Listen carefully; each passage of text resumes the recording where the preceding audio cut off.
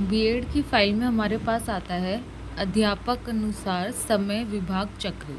तो इसको भरने के लिए हम ये ध्यान रखेंगे कि जैसे सबसे पहले तो हमें लिखना है टीचर या अध्यापक का नाम। तो जितने भी अध्यापक हैं हमारे पास, हमें उनका नाम लिखना है।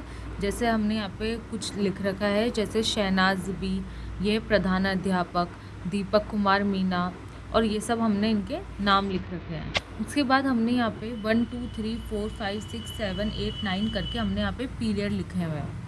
तो बेसिकली जैसे कि हम मान लेते हैं कि हमारे पास, एक एग्जांपल देती हूँ मैं, शहनाज बी हमारे पास प्रधानाध्यापक है। पहला पीरियड ये नहीं लेते, दूसरा पीरियड ये नहीं लेते, तो हमने यहाँ पे लाइनें खींच रखी है। थर्ड पीरियड में ये 8th क्लास को हिंदी पढ़ाते हैं, इसीलिए हमने वहाँ पे उनके आगे लिख रखा है 8 और हिंदी का विषय या फिर सब्जेक्ट। अब जैसे कि अगले जो 4th पीरियड है वो 8th क्लास में विज्ञान पढ़ाती हैं।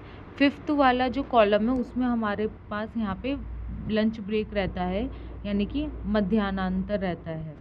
तो इस लंच ब्रेक में कोई पीरियड नहीं होता, इसलिए उसके बाद जैसे कि वो जो 5th पीरियड है वो लेती है इंग्लिश का, अंग्रेज़ी का। तो कौन सी क्लास को लेगी? 4th और 5th क्लास को लेगी, इसीलिए उसके आगे लिख रखा है 4-5, यानी दोनों क्लास को मिक्स करके इंग्लिश पढ़ाती हैं। फिर 6th पीरियड में वो लेंगी 8th क्लास को संस्कृत। तो ऊपर की तरफ क्लास लिखी हुई है और नीचे उनका विषय लिखा हुआ है कि किसको पढ़ा रही है। जो ऊपर का कॉलम है वो है कालांश का, यानी कि पीरियड का। ऐसे करके हमने 3-4